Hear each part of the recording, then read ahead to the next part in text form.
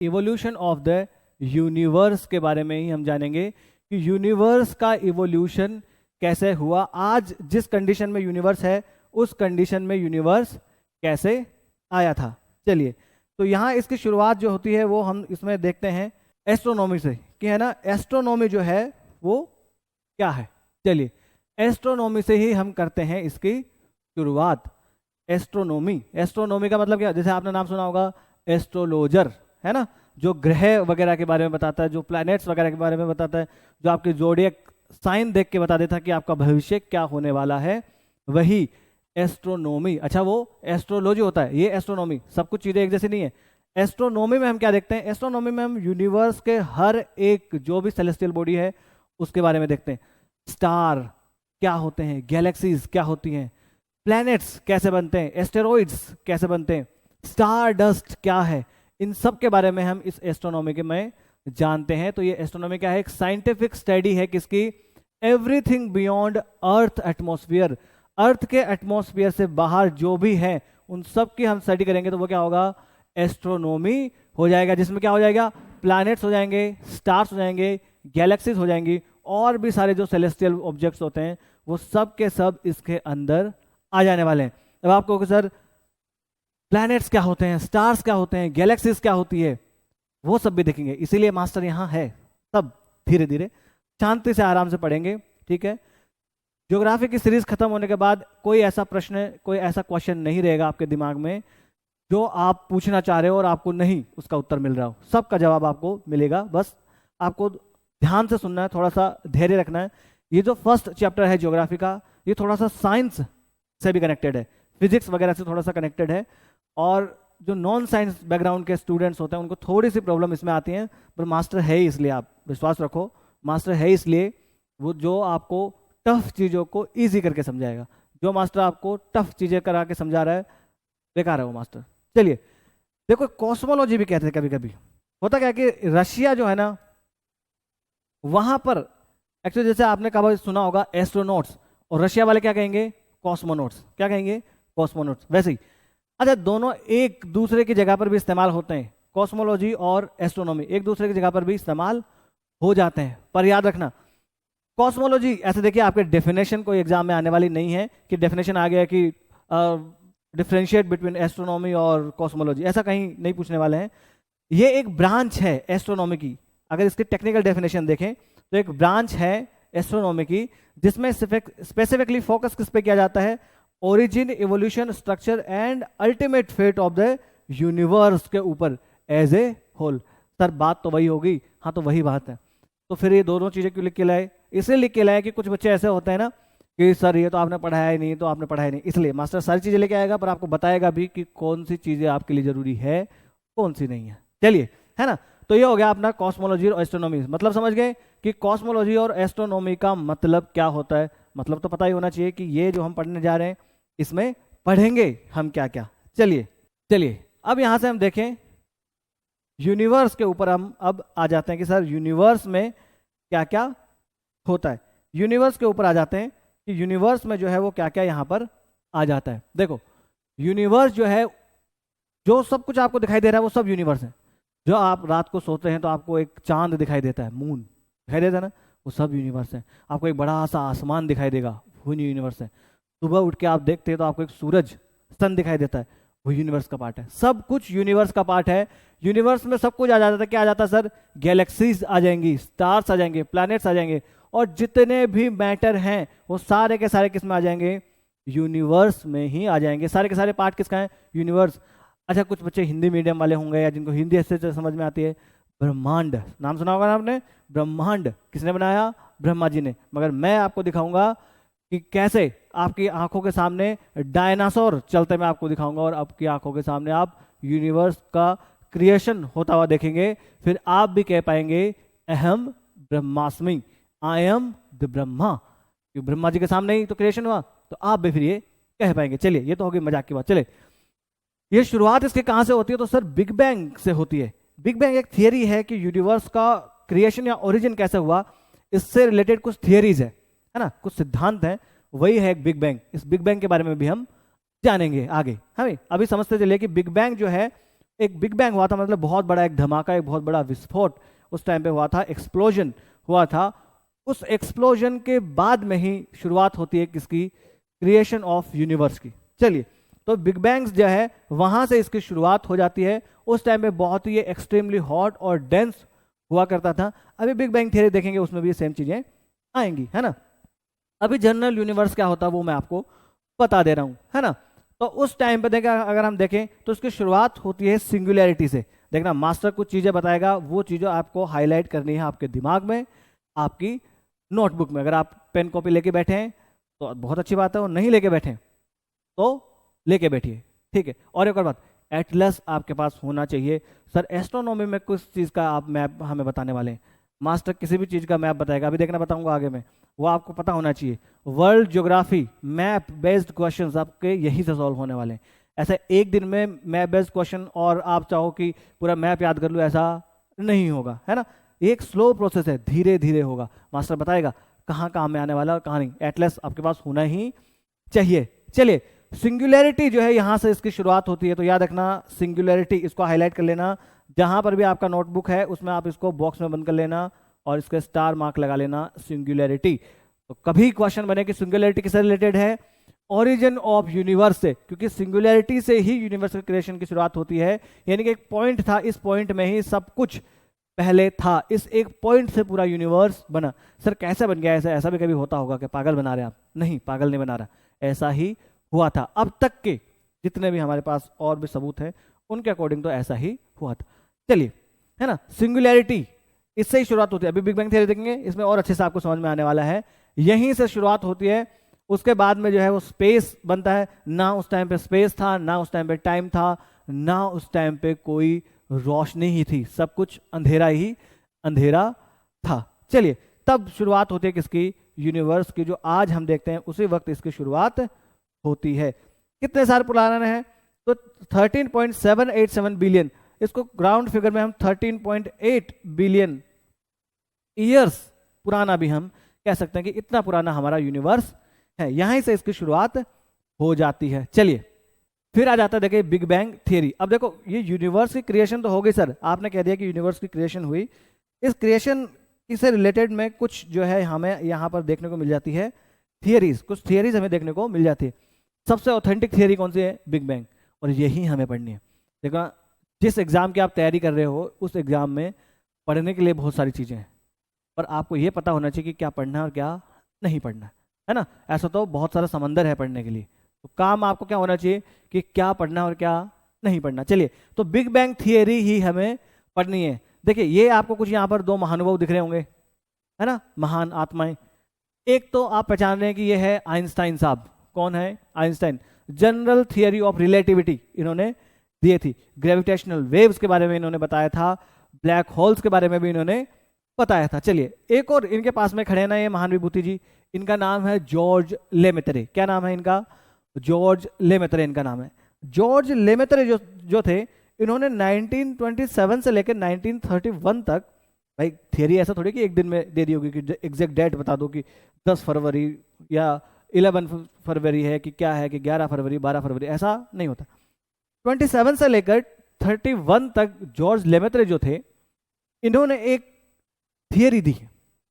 इन्होंने कहा कि यूनिवर्स का जो क्रिएशन हुआ है वो एक बहुत ही बड़े एक्सप्लोजन से हुआ है, जिसको ये नाम देते हैं बिग बैंग। अच्छा, बिग मतलब बड़ा, देखो बिग का मतलब क्या हो गया, बड़ा, और बैंग का मतलब क्या है, एक्सप्लोजन, है ना।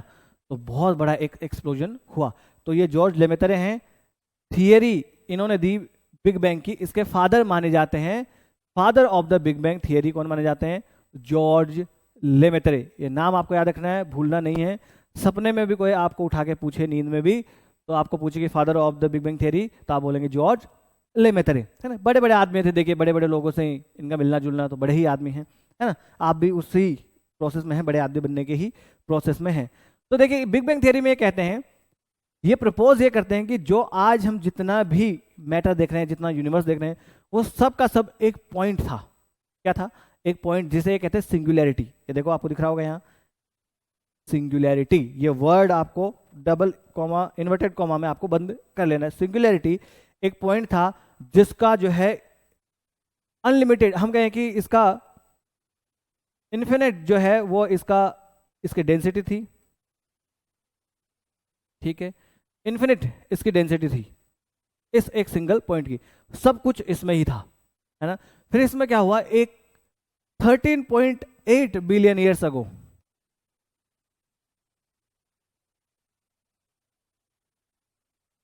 13.8 बिलियन, ये भी याद रखना आपको, 13.8 बिलियन ईयर्स अगो एक बहुत बड़ा एक्सप्लोजन इसमें, अच्छा क्यों हुआ नहीं पता, एक्सप्लोजन इसमें हुआ, इस पॉइंट में सिंगुलरिटी वाले बहुत बड़ा एक एक्सप्लोजन होता है, और उस एक्सप्लोजन के बाद में ही यूनिवर्स का क्रिएशन जो है वो शुरू हो जाता है, सॉरी, यूनिवर्स का क्रिएशन जो है वो शुरू हो जाता है। स्पेस और जो टाइम है, आज आपको दिखता होगा स्पेस मतलब यहाँ पर वो जगह वाला स्पेस नहीं है, स्पेस मतलब जो आपको दिखता होगा आसमान अंतरिक्ष वो वाला स्पेस, टाइम जो बीत रहा है, टाइम, ये सब टाइम जो है आप देखते हो 2 बज गए 4 बज गए, ये सब टाइम इस वक्त ही, इसके बाद में ही आके ये जो एग्जिस्टेंस में आते हैं, इससे पहले ना टाइम था ना कोई स्पेस था। समझ में आ गई?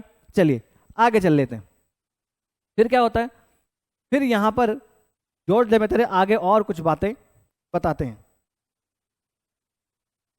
चलिए देखिए यहां पर आ जाइए, ये एक्सप्लेन करती है ओरिजिन ऑफ यूनिवर्स, ये भी क्वेश्चन ऑलरेडी बना हुआ है, वहां पर सीधा सीधा क्वेश्चन ये बना था कि यहां पर जो नीचे लिखी हुई है फॉलोइंग जो भी थियरीज है इनमें से ओरिजिन ऑफ यूनिवर्स से रिलेटेड कौन सी थियरी है, तो आपको याद रखना है क्या, big bang theory origin of universe से रिलेटेड है, ना कि ओरिजिन ऑफ सोलर सिस्टम से।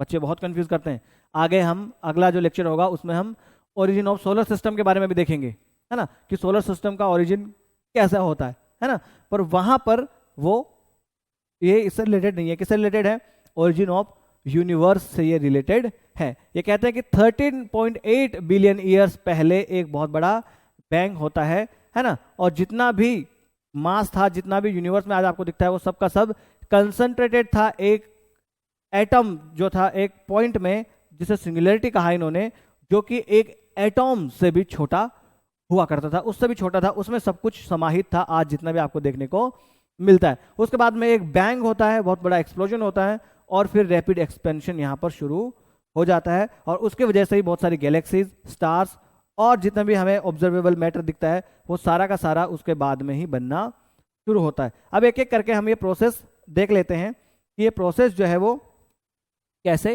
हुई थी।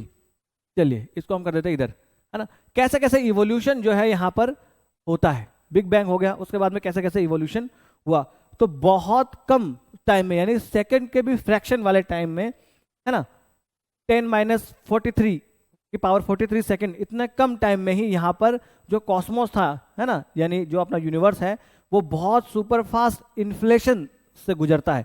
इन्फ्लेशन याद रखना, यहाँ पर इन्फ्लेशन होता है और एक्सपेंड होना शुरू हो जाती है इसकी साइज, है ना, जो एक एटॉम से भी छोटा था वो अब एक ग्रेप फ्रूट जितना बड़ा हो जाता है। पहले एटम से भी छोटा था, वो एक ग्रेप फ्रूट जितना हो गया धीरे धीरे, ठीक है, फ्रैक्शन ऑफ ए सेकेंड में ही, बहुत कम टाइम में ही ऐसा हुआ।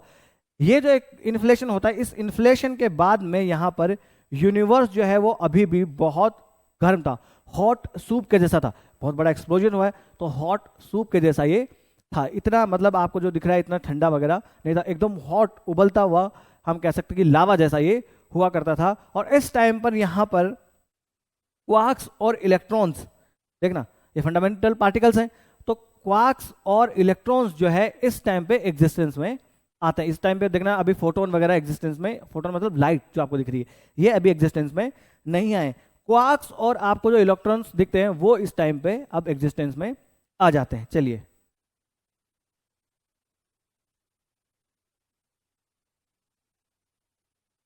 चलो उसके बाद में फिर देखना, फिर और टाइम गुजरता है, और ये एग्जैक्ट आपको चीजें याद रखनी है कि कितना टाइम जब हुआ उतना, है ना।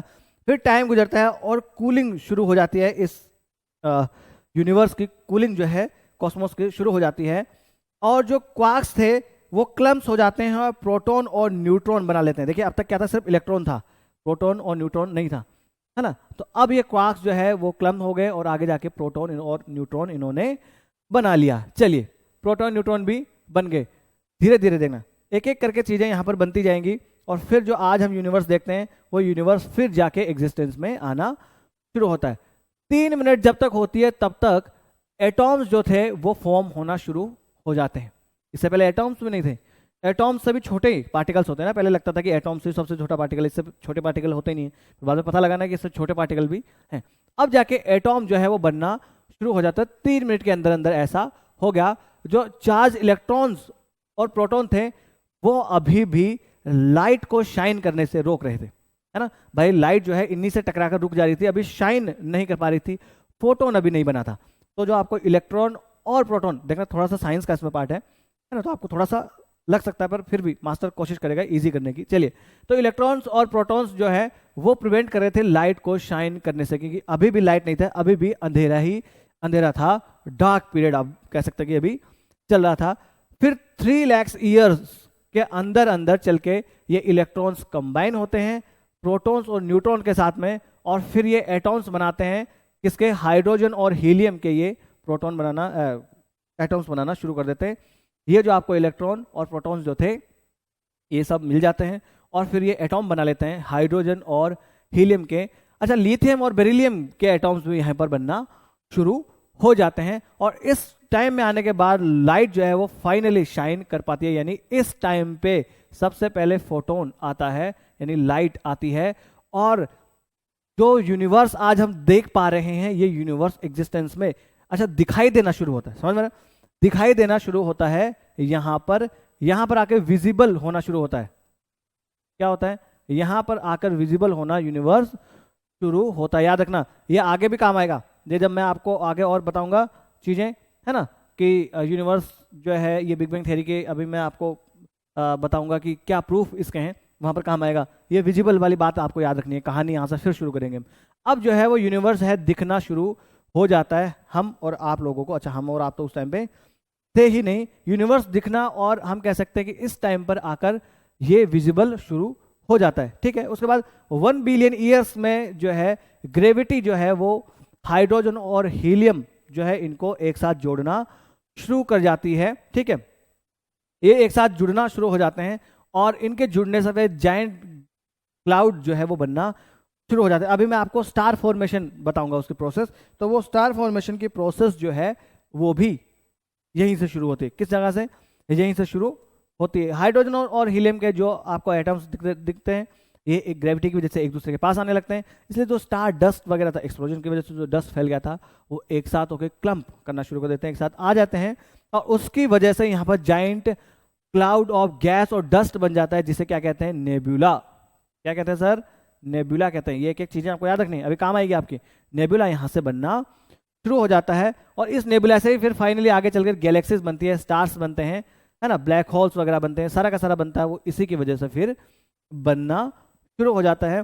15 बिलियन ईयर्स में यहाँ पर जो गैलेक्सीज थी वो एक दूसरे के साथ क्लस्टर हो जाती हैं, वो भी एक दूसरे से मिल जाती हैं, जो बहुत सारी गैलेक्सीज होती हैं, है ना। और यहाँ पर जो स्टार्स थे वो मरना भी शुरू हो जाते हैं। अच्छा, स्टार्स भी पैदा होते हैं और वो भी मरते हैं। जो स्टार हमें चमकते हुए दिखते हैं, हमेशा तारे वो एक जैसे नहीं है कि हमेशा एक जैसे थे, नहीं, वो कभी उनका जन्म भी हुआ था और कभी वो मरेंगे भी। जैसे हमारा सन है, तो सन भी एक स्टार है, कभी तो वो भी पैदा हुआ था और कभी तो वो भी मरेगा। इससे पहले कि सन जो है वो बुझ जाए, उसका फ्यूल खत्म हो जाए, आप जिस एग्जाम की तैयारी करने आए हैं उस एग्जाम को पास करो और जल्दी से यहाँ से निकलो, क्योंकि पता लगे कब वो बल्ब बुझ जाएगा।